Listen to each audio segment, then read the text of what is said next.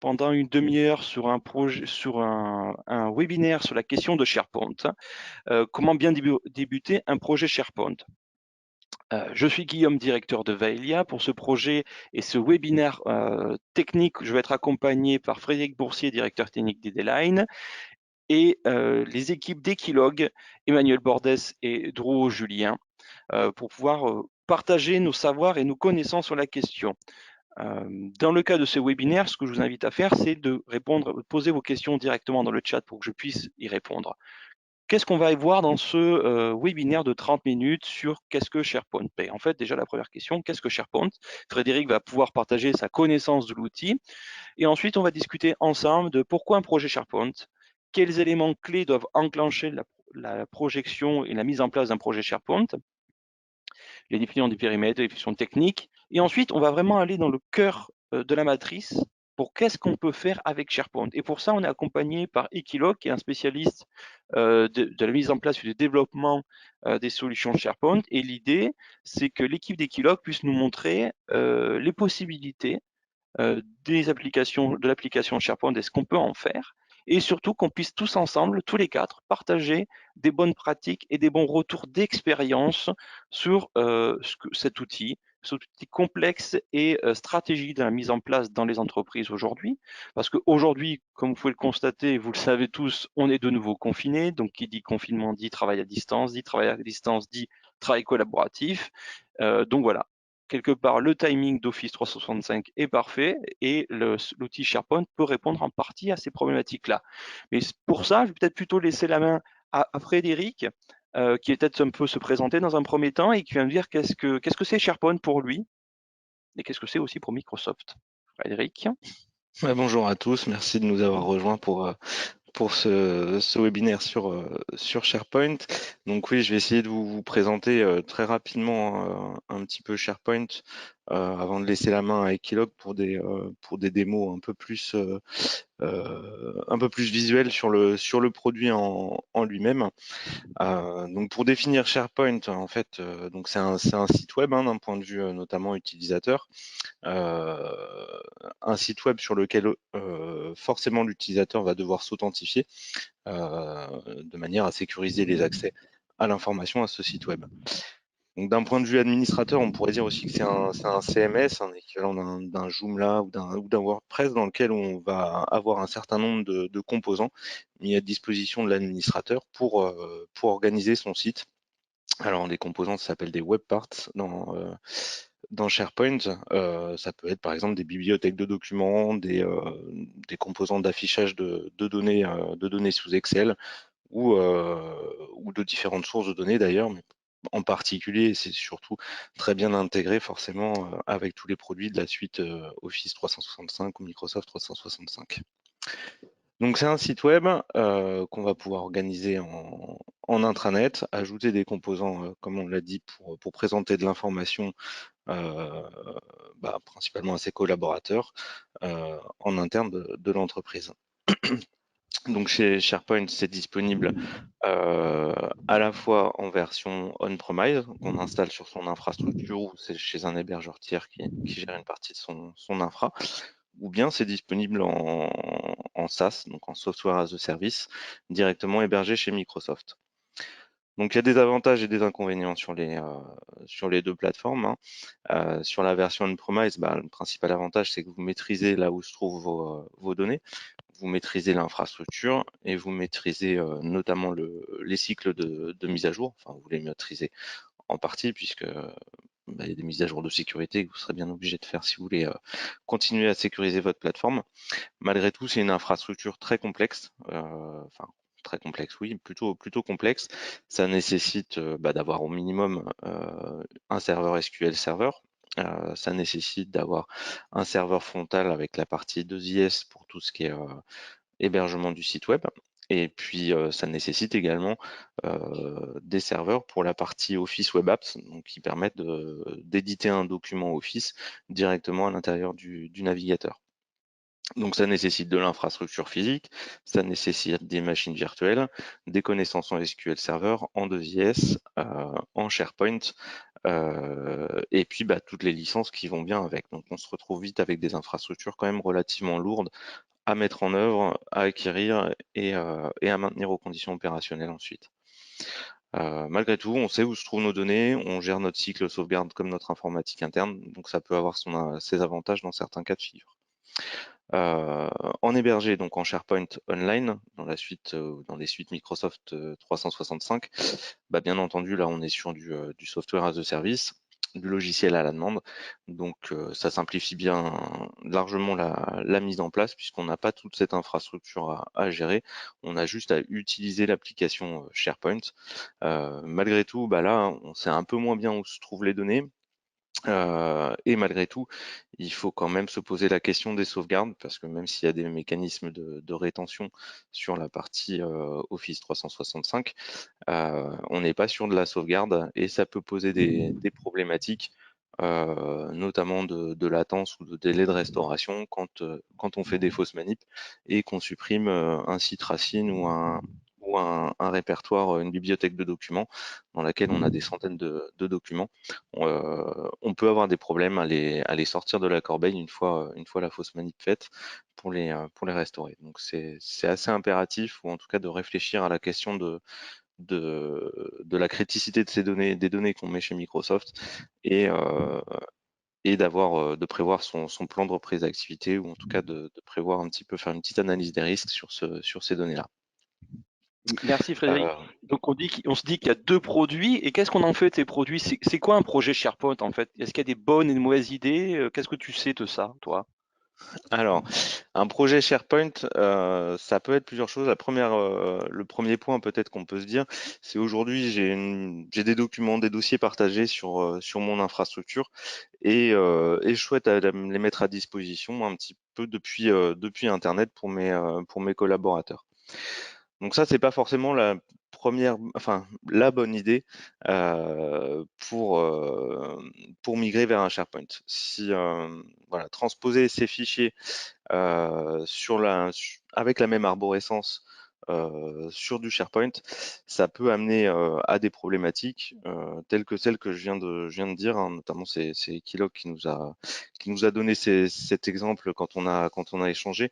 Mais un administrateur avait supprimé deux, trois dossiers comme ça, racines, du SharePoint, et ils ont été dans la capacité de tout restaurer, puisqu'il y avait trop de fichiers dans les bibliothèques et ça a été compliqué, oui, de remettre en œuvre. Ça provoquait pas des latences, mais des time-out au moment de sortir ces documents de la corbeille. En plus de ça, ça va générer une certaine complexité pour les utilisateurs. Donc il y a peut-être d'autres solutions à étudier si le besoin est d'aller vite pour mettre à disposition sur Internet un ensemble de documents. En revanche, SharePoint, ça va être une solution qui va permettre éventuellement d'être structurante pour votre entreprise et votre manière de collaborer. Mais effectivement, ça doit être mené comme un projet. J'ai envie de dire pas forcément à la va-vite. Ça doit être un petit peu réfléchi pour structurer à la fois les documents, mais aussi sa manière de fonctionner, de travailler et de collaborer. Donc les principales fonctionnalités dans SharePoint qui vont vous permettre ça, je vais en citer que quelques-unes, hein, puisqu'il y a vraiment beaucoup de choses dans SharePoint et on est un peu limité en temps là. Mais notamment, il y a le suivi des versions des documents. Donc ça va vous permettre, plutôt que de créer des fichiers systématiquement en V1, V2, V3, etc., de laisser SharePoint gérer ce suivi de versionning, et puis de pouvoir, dans le temps, ou suivant les modifications qui ont été faites, pouvoir revenir à des versions précédentes, euh, etc. Enfin, tout le système de gestion de version. Vous pouvez aussi mettre en place très rapidement et très simplement dans le produit sans développement des circuits de validation. Dire par exemple que deux, trois collaborateurs doivent travailler sur un fichier, par exemple une charte informatique. Mais par contre, l'ensemble des collaborateurs ne doit pas l'avoir tant que cette charte n'a pas été approuvée. Bah, les collaborateurs, par exemple du service informatique, associés au RH, vont travailler sur le document, le mettre en forme, et peut-être le PDG ou la personne dont c'est la fonction va à la toute fin faire une relecture, approuver ce document, et à partir du moment où il sera approuvé, là seulement, il sera disponible pour l'ensemble des collaborateurs pour consultation. Il y a aussi l'utilisation des métadonnées. Alors les métadonnées, c'est des données que vous mettez en plus du document. Donc aujourd'hui, dans un système de fichiers classique, en métadonnées entre guillemets, vous avez la date de modification et le nom du fichier. Dans SharePoint, vous pouvez ajouter des métadonnées complémentaires pour pouvoir classer ou trier. Et ça, Equiloc nous en fera la démonstration, ce sera plus parlant tout à l'heure. Et puis bien entendu, une des fonctionnalité qui est permise grâce à Office 365 notamment, à SharePoint plus les Office Web Apps, bah, c'est de pouvoir ouvrir un document à plusieurs en même temps et d'éviter les problématiques de conflits lors des synchronisations quand on est plusieurs à travailler sur un même document. Donc, SharePoint, le premier point, c'est que ça peut permettre de collaborer et de partager de manière plus structurée des documents. Et comme je vous dis, c'est structurant pour ces fichiers, mais du coup aussi pour ces process internes. Et puis, c'est aussi une solution qui permet de construire un intranet, un point d'entrée pour vos collaborateurs. En cas de, voilà, dès qu'ils ça devienne un petit peu un passage obligé pour l'ensemble des collaborateurs, puisque vous allez pouvoir partager des actualités liées à la société, liées à- oui, ou des documents internes. Je parlais d'une charte informatique, d'un règlement intérieur, d'un événement marketing, etc. Vous allez pouvoir partager des documents et de l'actualité. Et puis ça peut servir de page de lancement en fait, hein, pour toutes les applications métiers, et de centraliser un petit peu comme ça le point d'entrée de votre collaborateur sur votre informatique d'entreprise ou de votre collectivité. Donc ça permet aussi également de structurer des équipes ou des groupes de travail, hein, sur des projets. Un des l'un des principaux modèles de site qu'on va retrouver dans SharePoint, c'est le site d'équipe, qui par défaut va proposer quelques composants comme justement une bibliothèque de documents, un planning d'équipe, etc. Dans lequel ces sites-là sont livrés par défaut avec un certain nombre de composants que vous allez pouvoir vous enrichir par rapport à votre activité, et peut-être ajouter un planning planner, rajouter un tableau de bord décisionnel propre à vos projets pour réaliser ces sites d'équipe. Voilà un Ok. petit peu globalement. Ces points sur les projets SharePoint. Il y a des premières questions qui arrivent sur le chat. On va y répondre plutôt à la fin. Par exemple, il y avait une question sur quand on modifie un document, est-ce qu'on a l'information de la personne qui a modifié? Ben oui, c'est bien précisé qui a modifié le document. On sait normalement qui a modifié et à quelle heure. Ça, c'est les éléments. Après, on a des questions un peu plus techniques, savoir si on peut modifier à plusieurs un document avec une macro VBA. Pour moi, Frédéric, il n'y a pas de souci.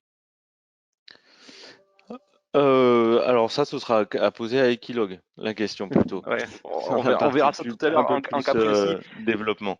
Sur Voilà. la modification, la suppression, effectivement, tout est, les modifications sont tracées à partir du moment où on utilise du versionning.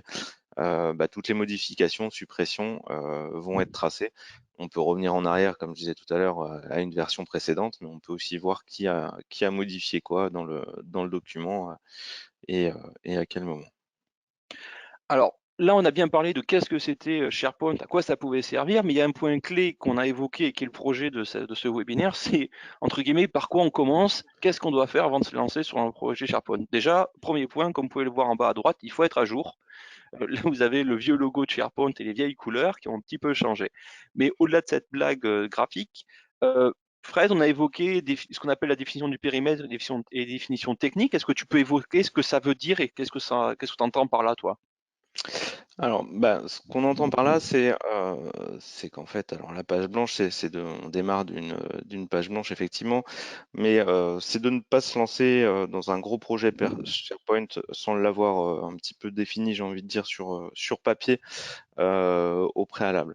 parce qu'il y a de fortes chances que vous arriviez à un échec d'adhésion des utilisateurs à votre projet, un échec dans le fonctionnement, voire à des problématiques de sécurité, parce qu'au final, vous aurez, j'ai envie de dire, peu vulgairement, un tas de nouilles, un tas de documents qui seront éparpillés un petit peu partout, et donc vous allez un peu perdre la gouvernance et le fonctionnement. Ce sera, malgré qu'il y ait un moteur de recherche performant dans le SharePoint, le risque, c'est vraiment de s'étaler un petit peu, enfin que les collaborateurs mettent des documents un peu partout et que vous perdiez le fil, et que ça devienne soit complètement inutilisé, soit inutilisable parce que trop complexe. Donc vraiment, il faut étudier votre projet. Qu'est-ce que vous voulez faire avec cet outil? Qu'est-ce que vous voulez partager comme document, et comment vous le mettez en œuvre? Donc une premier démarrage, ça peut être de se concentrer, si vous voulez démarrer vraiment tout seul, sans accompagnement, sur une fonctionnalité, un process, un workflow, quelque chose en particulier, plutôt petit. Malgré tout, pensez quand même que l'architecture du SharePoint, elle est plutôt en arborescence, donc vous allez partir principalement d'un site racine, duquel vous allez décliner des sous-sites, alors qui peuvent être complètement indépendants, hein, mais malgré tout, la manière dont vous allez démarrer dans SharePoint va influer un petit peu sur la suite. Donc c'est quelque chose à réfléchir un petit peu globalement au départ. Et puis effectivement, peut-être partir de petits projets simples, je sais pas, gestion des CV, gestion des présentations marketing, communication de l'information aux collaborateurs en interne. Mais en tout cas, partez avec une idée de projet en tête, relativement circonscrit à un besoin. Techniquement, comme je le disais, il y a la partie arborescence, hein, qui va être importante. Mais il y a la partie, alors là c'est indiqué groupe dans le PowerPoint, mais aujourd'hui on parle d'équipe dans la suite Office 365. Mais ça va définir derrière vraiment là aussi les équipes de travail, et puis les droits, parce que c'est aussi un des points sur lequel on peut se noyer dans le SharePoint. La gestion des droits peut être très fine, mais aussi du coup partir très vite dans quelque chose de complexe et difficile à maintenir si on part dans tous les sens. Donc le conseil, si vous partez de zéro, c'est de plutôt partir petit, et peut-être, si vous voulez quelque chose de plus gros, d'avoir une expérience déjà dans la mise en place, ou alors de vous faire accompagner. Alors là, ça peut paraître un peu commercial, mais un peu accompagné en formation, et voire accompagné par des personnes qui ont l'expérience, qui ont déjà fait certaines erreurs par le passé, et qui du coup sauront vous orienter dans la démarche. Euh, mais voilà, les préalables d'un projet SharePoint. Merci Frédéric. Donc vraiment, ce qu'on a voulu évoquer dans cette première partie, c'est vraiment les différentes étapes que vous devez vous poser comme question. Et on va finir avec ces deux éléments-là. Et ensuite, Equilog va pouvoir vous présenter ce qu'on peut faire avec SharePoint et ce qu'on doit faire avec SharePoint. Mais vraiment définir, qu'est-ce qu'on fait aujourd'hui, vers où on veut aller, et ensuite définir la bonne solution technique on-site, online, et des autres différents éléments. Donc maintenant, je vais donner la main, donc répartir les droits, comme on dirait sur SharePoint, à Emmanuel Bordes d'Equilog. Alors, je vais basculer comme présentateur. Emmanuel, est-ce que tu es avec nous? Est-ce que tu es... Je Ok, suis toujours avec vous, ouais. Ok, je te désigne comme présentateur, tu vas pouvoir partager ton écran. Alors, là, j'ai changé de présentation, changé de présentateur. Est-ce que je clique dessus? J'imagine Voilà, que je t'ai dit. oui. D'accord. Voilà. Ok, Et tu parfait. repartages ton écran. Et je partage ça. Est-ce que vous voyez les petits bateaux bleus? Enfin, des petits bateaux. Oui, est-ce que le chat le voit? Levez la main, s'il vous plaît. Oui, tout le monde voit les petits bateaux. Et ok, et personne n'a fait la blague de maman, je vois les petits bateaux. Merci à vous d'être sérieux. Bon, génial. Alors peut-être un peu présenter d'abord qui vous êtes, Equilog, votre métier, et ensuite présenter un petit peu ce que vous avez pu développer.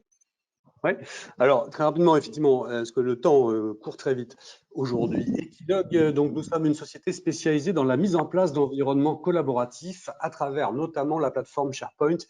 et plus largement à travers l'ensemble des outils Microsoft 365. Donc, on fait du SharePoint on-premise et du SharePoint online. La présentation que je vais vous faire, un petit peu des éléments qu'on a pu déjà faire, sera notamment faite à travers la version SharePoint Online. Voilà. Comme le disait tout à l'heure Frédéric, c'est vrai qu'avant de vous lancer, il conviendra de bien réfléchir à la structuration de vos sites SharePoint, dont la clé de voûte sera globalement votre schéma de droit. Que ce soit la page d'accueil ou des sites d'équipe, c'est vrai qu'on part d'une page blanche qu'il faudra construire, ou plus précisément alimenter des fameux composants ou web parts dont parlait Frédéric tout à l'heure. Donc ici, pour illustration, nous avons une page blanche, un ensemble de web parts de disponibles. Là, je vais faire quelque chose de très simple, prendre une bibliothèque de documents pour pouvoir et après y intégrer des documents, des fichiers, des nouveaux dossiers, etc. Bien. Alors, à quoi ça peut ressembler une page d'accueil de vos espaces documentaires? On peut faire quelque chose de très basique. Ici, nous avons une page composée de plusieurs bibliothèques de documents. Qu'est-ce que c'est qu'une bibliothèque? Ce sont des super dossiers, on va dire, dans lesquels on va y intégrer documents, fichiers ou dossiers. Donc, on a quelque chose de très basique, réparti par département, ressources humaines, documentation, direction générale, documentation marketing. C'est un peu la manière de faire qui s'apparente le plus à un serveur de fichiers, mais qui n'est pas forcément recommandé parce qu'avec une grosse volumétrie de documents et si vous avez une vingtaine de bibliothèques, de départements, ça sera un petit peu compliqué de naviguer à travers ça et de rechercher ce qui vous intéresse. Alors, il sera certainement plutôt préférable, on va dire, de construire une page du type tableau de bord, comme on peut voir ici, où on retrouvera plus aisément, je dirais, les espaces documentaires de chaque équipe ou ligne métier. Bien. Et pour ceux qui voudraient pleinement bénéficier des fonctionnalités de la plateforme, on pourra y intégrer des composants qui permettront de faire de cette page d'accueil un véritable site intranet, on va dire, de communication. Ça sera nettement plus fédérateur et je dirais même plus vital pour une bonne adhésion. Donc, je vais vous en présenter un, effectivement, et on va faire un petit tour d'horizon sur les composants qui ont pu être intégrés. Donc, le premier, on peut le voir, c'est un composant dit actualité. Frédéric en parlait tout à l'heure. Un autre ici qui sera la mise en avant d'événements. Pourquoi pas y intégrer également des vidéos et des liens vers vos outils métiers, que ce soit votre SIRH, votre ERP, votre CRM, etc. Et là, l'idée, bien entendu, ce serait de pouvoir monter tout ça en SSO et savoir que l'utilisateur n'a pas besoin de se réauthentifier pour accéder à ces outils. On peut aussi également intégrer des outils qui sont disponibles avec vos licences Microsoft 365. Comme si vous vous concentrez un petit peu plus sur la droite, par là, comme le réseau social d'entreprise Yammer, donc, qui nous permettra de chatter entre collaborateurs. Mais encore ici en centrale, l'outil Microsoft Sway qui permet de faire des présentations type PowerPoint. Et puis un petit peu plus bas sur la droite, on va retrouver du Twitter, voilà, qui vient de s'afficher, mais encore aussi Microsoft Forms pour pouvoir réaliser quelques enquêtes et sondages. Et là, en plein centre, comme vous pouvez voir, aussi l'outil de planification ou le gestionnaire de tâches, l'outil Planner. Enfin, un dernier point, on peut aussi, pourquoi pas, mettre, et Frédéric en parlait tout à l'heure, un référentiel documentaire. Alors, un référentiel documentaire, ça va vous permettre de donner accès à des documents à vos collaborateurs, dont la seule action possible pour lui sera de venir juste le télécharger ou l'ouvrir. Donc là, on a 3 grands départements qui sont venus intégrer des documents qui sont répartis par thème. Là, pour le marketing, il y a de la brochure, de la note interne et des procédures. Et je n'ai comme seule possibilité que de venir ouvrir le document pour pouvoir le consulter. Mais revenons un peu à la principale fonctionnalité de cette page d'accueil, qui est bien sûr de donner accès à vos, il faudra que je le retrouve, à vos documents. Pardon, là j'ai un. Est-ce qu'il est voilà. Alors, on parlait de dire effectivement, c'est la page d'accès à l'ensemble des documents. Qui ont été ici répartis par type de métier ou par type de support.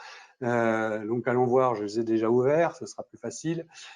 Si je prends par exemple celui-ci, donc j'ai un site dédié aux ressources humaines sur lequel j'ai un espace direction RH, un espace collaborateur et le planning de l'ensemble des équipes RH. J'ai également un site dédié à la qualité. Donc là, le site qualité va me permettre une petite chose qui est assez intéressante, c'est de pouvoir éventuellement mettre en place ce qu'on appelle un ensemble de documents. Le principe de l'ensemble de documents, on va en créer un ensemble, c'est de pouvoir en fait automatiquement gérer une petite arborescence. Donc là, je ne vais pas être très original, je vais l'appeler Emmanuel, je vais l'enregistrer. Donc vous allez voir que va venir s'inscrire dès que c'est enregistré. Emmanuel existe déjà. Bon, c'est pas grave, on va l'appeler Julien. Donc, donc on y arrive. Donc là, on C'est ce qu'on va. appelle le fameux effet Bonaldi. Ouais, c'est l'effet Bonaldi, c'est ça. C'est toute ma vie, ça a été comme ça. Alors, donc ce que l'on vient d'intégrer là sur ce nom un petit peu abracadabrant, c'est en effet un set de documents ou un ensemble de dossiers dans lequel, à l'intérieur, je vais également y retrouver des documents dans lequel on voit que j'ai dès le départ le nom que j'ai donné. Donc, si je reprends l'ensemble des procédures, je vois que j'ai plusieurs nouvelles procédures et elles sont toutes construites de la même manière avec à chaque fois documentation, enquête, identification et un set de fichiers avec le nom de la procédure. Voilà. Donc ça, c'est un premier exemple. La finance, elle, aura aussi son propre site internet dans lequel elle a souhaité avoir des raccourcis à ses dossiers les plus importants pour ne pas perdre de temps. Ces mêmes dossiers qu'on retrouvera dans les différentes bibliothèques que l'on peut voir ici, ci-dessous. Elle aura également son petit pavé actualité uniquement pour des choses qui concernent l'équipe finance et puis sa to-do list. Enfin, la direction générale, elle aura quelque chose qui est assez intéressant, c'est que cette première page qui s'affiche est un espèce de tableau de bord qui permet à la direction générale, en une seule page, d'avoir accès à l'ensemble des documents des différents départements que l'on peut voir ici, finance, juridique, RH et marketing. D'accord, donc plus besoin d'aller naviguer à travers une arborescence un peu compliquée pour aller rechercher les documents du juridique si c'est cela qui m'intéresse à ce moment-là. J'ai directement accès à l'intégralité de leur arborescence. Voilà des petites choses qui seront évidemment impossibles à faire avec un serveur de fichiers et que l'on peut faire avec SharePoint. Alors, ce sont des outils collaboratifs et donc il est important de préciser que beaucoup de gens ont utilisé Teams à travers ça et que beaucoup se sont mis à chatter et non pas simplement à faire de la visio. Donc chaque site ici est rattaché évidemment à une équipe Teams. Et si j'ai besoin effectivement de communiquer avec mon équipe, en l'occurrence la direction générale, on pourra venir directement cliquer là et être directement sur son onglet publication hein, de chat pour pouvoir annoncer ce que de droit. Ah, mon écran qui s'est éteint, genre très pratique. Je vous prie de m'excuser, j'ai mon deuxième écran qui s'est éteint, je le rallume donc je ne vois plus rien. Voilà, donc de la même manière, si je suis sur la partie qualité et que j'ai besoin de parler à mon équipe qualité, pareil, vous voyez ici, je suis sur l'onglet qualité et la publication et la partie conversationnelle de la partie qualité. Bien, Je vois que le temps qui file. Maintenant, je vous propose que nous passions en revue un peu les quelques fonctionnalités clés d'une gestion documentaire via SharePoint. Pour ça, on va travailler sur des contrats de travail, c'est-à-dire des ressources humaines. Donc, je vais aller sur mon espace de contrat de travail. Donc, vous voyez, la navigation est assez simple. Ça s'apparente pas mal à un serveur de fichiers. Et je me retrouve avec l'ensemble, en effet, des contrats de travail des collaborateurs. Donc, la première chose, des fonctionnalités clés, et Frédéric en a parlé, c'est bien entendu le versionning. Comme vous pouvez le voir à l'écran, j'ai pas de V1, V2, V3, et pourtant, là, quand on regarde le petit, la colonne version, on voit qu'il y a eu énormément de versions. Et toutes ces versions, je peux les retrouver. Je peux les retrouver d'un simple clic avec l'historique des versions ici. Ils vont venir s'afficher de ce pas. Donc, libre à moi de pouvoir éventuellement venir restaurer une version principale si la dernière version de Julien Drouot n'a pas été la bonne, et je peux venir restaurer une version antérieure. Mais surtout, ce que je vais aussi pouvoir faire, c'est de regarder quelles ont été les modifications qui ont été faites. Donc, si j'ouvre mon document, je vais pouvoir, alors il va s'afficher incessamment sous peu, je vais pouvoir, dans la partie révision, venir le comparer avec une version spécifique. Une version spécifique, je vais prendre n'importe laquelle, une version antérieure, bien entendu. Je vais demander au système donc de highlighter les modifications qui ont été apportées d'une version à l'autre. Donc là, avec les traits rouges, ça me permet de voir où est-ce qu'il y a eu des modifications. Bien. Donc je ferme tout ça, pas la peine d'enregistrer, et je ferme également ça. Le deuxième point, bien entendu, qui est très utilisé, c'est cette notion de se créer des alertes. Imaginons que ce document-là, ce CDI Didier François est très important pour moi.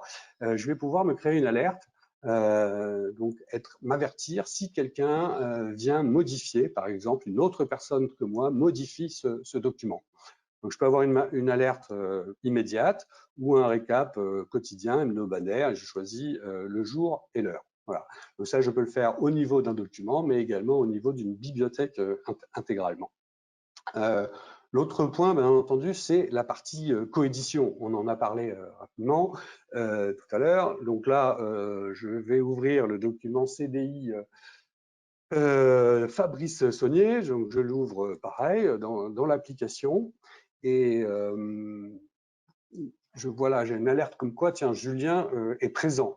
Et là, je vais venir gentiment venir ici. Et si Julien écrit, eh bien, je vais voir que les chats, voilà, hop, il est en train de modifier les choses. Je vois que moi, je peux également écrire mon texte pendant que lui est en train de faire sa propre modification. Voilà. Donc là, c'est la partie coédition, très utile. À noter qu'elle fonctionne également sous Excel. Je ferme ça et j'enchaîne. Ça ne vous aura pas échappé, et on en a parlé, en effet, à cette bibliothèque et comme à ces documents, sont intégrés des tags ou ce qu'on appelle également des métadonnées. Il n'y a pas uniquement que la dernière version, il y a des métadonnées qui sont relatives à la gestion de contrats de travail, bien sûr, des types de contrats, services, une date d'intégration, un salaire, etc. Ce set de données, évidemment, sera différent si on est sur une partie finance et notamment si on est sur des factures fournisseurs. Voilà, elle s'affiche. Sur les factures fournisseurs, on aura forcément un autre set de données. Ici, bien sûr, le montant, la devise, savoir si ça a été réglé ou pas, quel est le pays ou le département qui a été demandeur. Bien. Donc, voilà, donc les métadonnées viennent vraiment pouvoir rajouter tout un champ d'information qui va permettre plusieurs choses. La première chose, c'est de pouvoir satisfaire tout le monde en termes de plan de classement. On a vu dans beaucoup de structures des gens qui se discutaient un petit peu sur la manière de classer les choses. Là, ça va permettre de satisfaire un petit peu tout le monde. Dans beaucoup de cas, si on se concentre sur le type de contrat, on aurait vu dans beaucoup de structures un petit dossier pour les CDI, un autre pour les contrats pro, un autre pour les CDD, etc. Et là, comme vous pouvez le voir, tout est affiché directement. Mais si moi, Emmanuel, je préfère voir les choses par type de contrat, je vais juste pouvoir demander à regrouper les choses par type de contrat et j'ai mes CDD, mes CDI, mes contrats pro, etc., etc. En revanche, si Julien a une toute autre manière de voir les choses et que lui souhaite avoir les choses par service, ou par date, ou par que sais-je, que montant, etc., il pourrait avoir son propre affichage par défaut qui viendrait de cette manière-là pour avoir les éléments, là, notamment classés par type de service. Donc ça, c'est la première vertu, en effet, des métadonnées, c'est d'offrir des plans de classement qui peuvent être personnalisés pour chacun des collaborateurs. Bon. Le deuxième point, c'est aussi des métadonnées peuvent permettre de pré-remplir en fait des documents. Je vais illustrer ça en ouvrant encore le contrat CDI Didier François. Je vais le réouvrir dans l'application, donc il va venir s'afficher. Voilà. Et là, je vais venir afficher les propriétés, donc les fameuses métadonnées. J'ai mis là en tête du document des informations, ce sont ces fameuses métadonnées, et pour que ça puisse être plus facile, vous allez voir, je vais pouvoir opérer les changements directement par ces menus déroulants. Comme ça, on est sûr qu'à chaque fois, les appellations soient toujours identiques. Non, finalement, c'est pas c'est de la direction marketing. Je viens de le changer. C'est pas un CDI, c'est un contrat d'apprentissage. C'est pas ça, c'est du responsable marketing. C'est une autre date d'intégration et c'est surtout un autre salaire. Voilà. Donc les choses étant enregistrées comme ça, bien évidemment, l'enregistrement est en cours, je peux fermer et on verra que toutes ces modifications ont été apportées dans sur le contrat, enfin sur le set de documents qui est ici, enfin le set de métadonnées qui est ici. Donc la CDI François, hop. On va le retrouver plus facilement par ici. Par marketing. Il est passé au marketing, oui, c'est pour ça. Donc, on va le retrouver plus facilement comme ça. Voilà. Donc, il est au marketing et il a un salaire de 650 € pour son plus grand bonheur. Bien.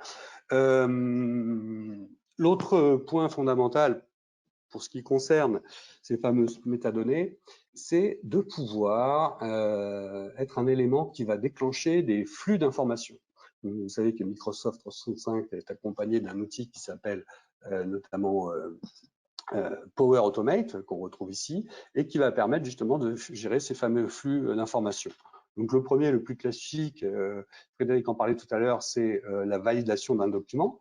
Donc une validation simple, j'ai besoin avant que le document puisse être accessible à l'ensemble des collaborateurs, en effet, je vais demander une validation, mais d'autres petits flux peuvent être intégrés, notamment ici pour les contrats de travail.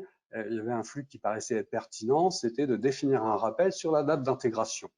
En l'occurrence, on ne va pas faire le flux là maintenant, mais le principe étant le suivant. Un jour avant la date d'intégration, un email est envoyé à l'ensemble des collaborateurs pour annoncer l'arrivée de leurs nouveaux camarades. Voilà les choses qui peuvent être faites. Et puis, on peut aller encore un peu plus loin. On peut tout à fait imaginer de dire, bah voilà, une fois qu'un document est validé, qu'il a été fait, qu'il a été approuvé, je peux, en changeant le paramètre ici, format PDF, de non à oui, faire le processus suivant. 1. Transformer ce document-là en format PDF. 2. Le déplacer dans justement mon fameux référentiel documentaire qu'on a vu tout à l'heure sur la page d'accueil. Donc voilà, c'est quelques exemples de choses qui peuvent être faites, mais bien entendu, on peut aller beaucoup plus loin avec la technologie Microsoft Planner. Enfin, dernier point, la grande vertu, enfin l'atout majeur évidemment de SharePoint, c'est la recherche. Et la recherche, grâce avec des métadonnées, on peut faire des choses qui sont, permettez-moi l'expression, plutôt assez bien foutues. Là, c'est une illustration de quelque chose qui avait été fait pour un client qui avait besoin de faire des recherches en affinant, on va dire, ses recherches par le biais de secteurs. Donc, leurs documents sont tagués sur le secteur, sur un type de deal, du M&A, de LBO, de la levée de fonds, ou le statut du deal. Voilà. Donc, on vient complètement affiner et customiser ici. On a la possibilité de customiser, en effet, ces écrans de recherche.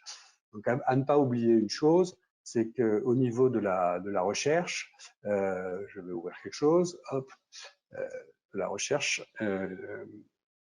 allez, voilà. Le système SharePoint va non pas seulement rechercher sur le nom du fichier, mais également dans le corps du fichier. Donc là, par défaut, j'ai tapé le mot contrat, j'ai tous les dossiers. Bien entendu, je peux vite affiner si je sais que je cherche un document Word et cliquer sur Word ici même. Et je vois qu'en premier s'affichent des documents dont le nom comporte le mot contrat. Mais si je vais un petit peu plus loin sur la page 2, je vais voir que des fichiers apparaissent, mais qui ne contiennent pas le mot contrat dans le nom. Par exemple, celui-ci. Voilà. Mais ça veut certainement dire qu'il y a au sein même du document le mot contrat.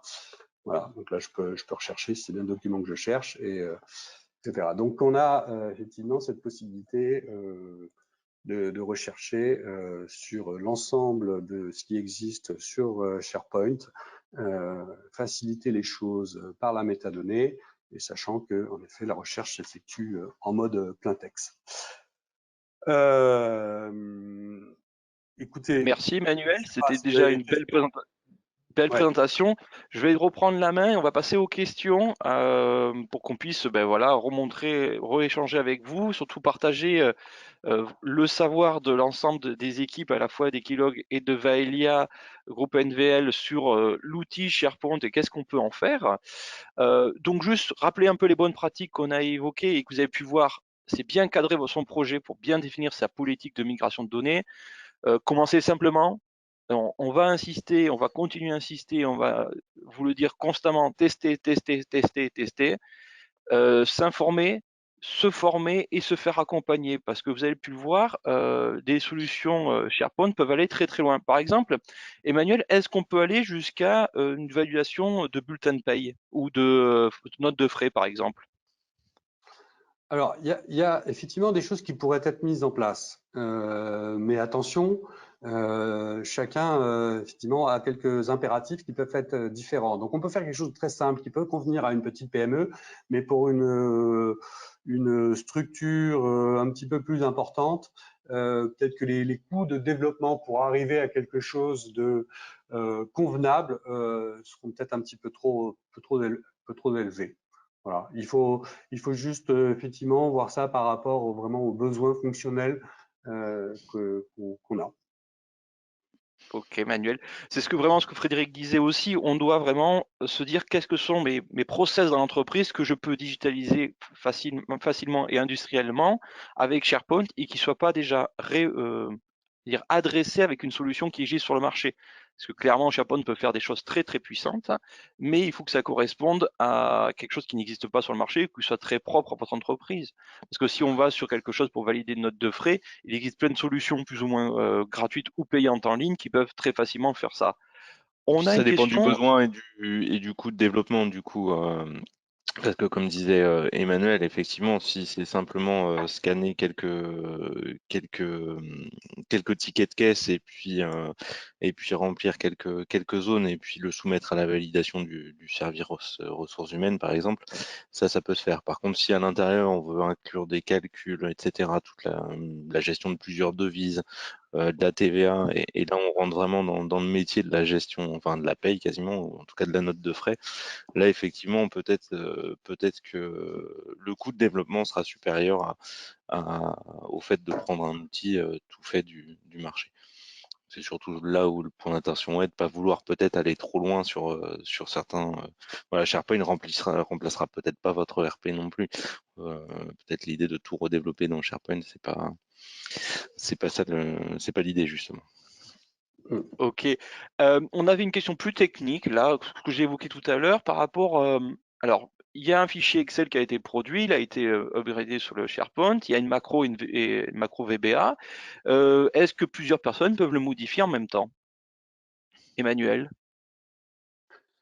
Ouais, c'est une très bonne question et effectivement, ça peut. Alors, ça posait des problèmes. Alors, est-ce que ça les pose toujours? Je ne saurais pas vous répondre. Je ne sais pas si Julien a un avis sur la question. La première recommandation, c'est d'ouvrir en fait le SharePoint, non pas l'Excel, non pas en mode online, mais en mode application de bureau, client riche, parce qu'en mode online, ça c'est sûr que ça ne fonctionnera pas. Donc aujourd'hui, après, effectivement, il n'y a pas de garantie sur le fait de faire du co-authoring sur l'Excel qui intègre en fait ces fameuses macros VBA. Une bonne pratique peut être plutôt d'extraire en fait le fichier pour modification, puis d'enregistrer ces modifications et de le rendre disponible pour l'autre personne qui doit modifier. Ce serait plus une recommandation de notre part en termes de bonnes pratiques d'usage quotidien. Mais oui, on peut se faire un Excel avec des macros en tout cas et l'ouvrir en client riche. Parfait, merci. Alors j'ai une autre question, plus sur la SharePoint. Est-ce que SharePoint c'est la même chose que Teams? Est-ce que Teams c'est la même chose que SharePoint?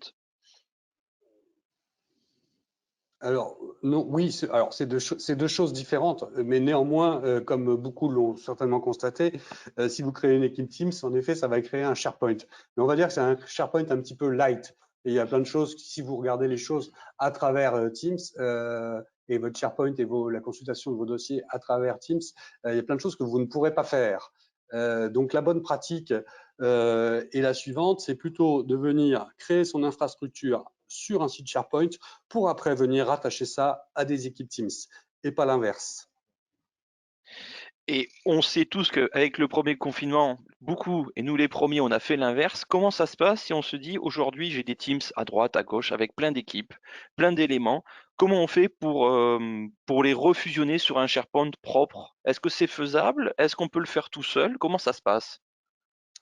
Alors, si on a les ressources et qu'on est prêt à mettre un petit peu d'huile de coude, oui, on peut le faire. On peut éventuellement le faire tout seul, mais parfois ce sera peut-être un peu complexe. Ça va dépendre un petit peu de l'ampleur de ce qui a été fait, et parfois il sera utile d'utiliser des outils tierces qui vont permettre justement de faire ces bonnes migrations pour rentrer dans le cadre des bonnes pratiques.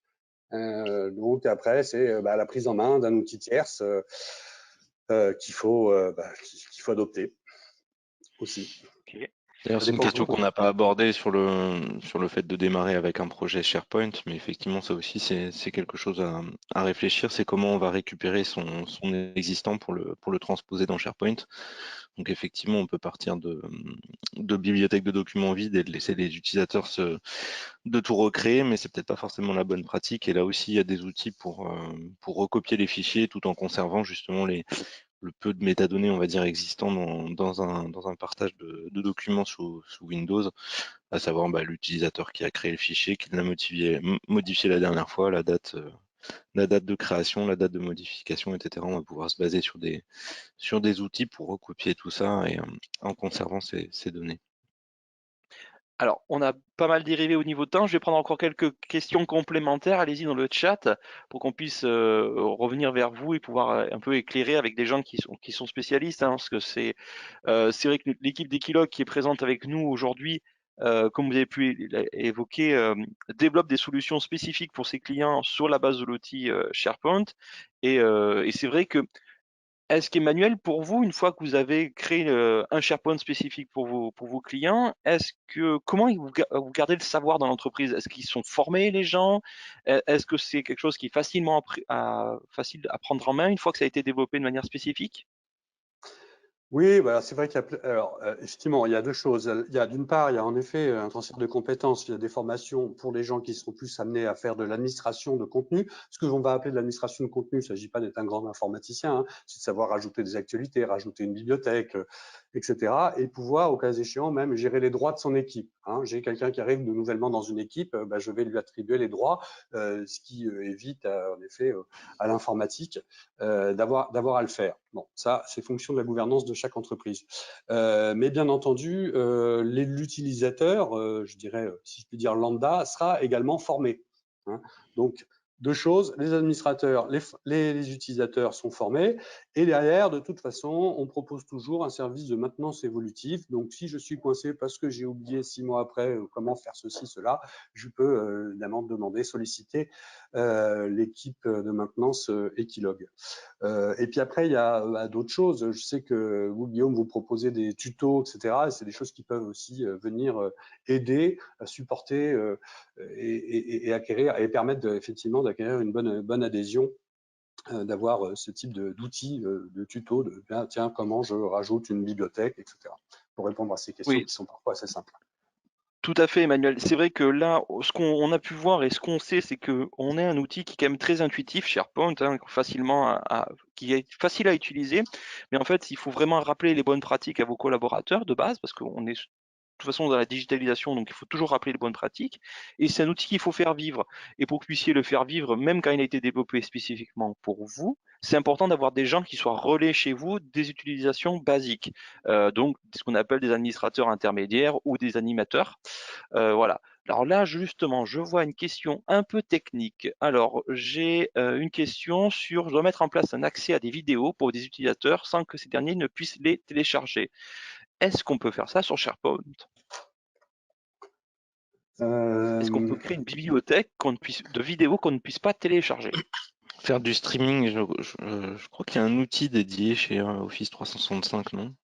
Oui, alors Je il y a crois qu'il y a un YouTube, mais non, vous avez raison, en effet, il y a un outil qui s'appelle le Stream qui va permettre effectivement de déposer, faire des espèces de petites channels, enfin des petites chaînes. Et là, en effet, vous aurez l'ensemble des paramétrages qui permettront notamment de juste pouvoir diffuser, mais pas de pouvoir télécharger la vidéo.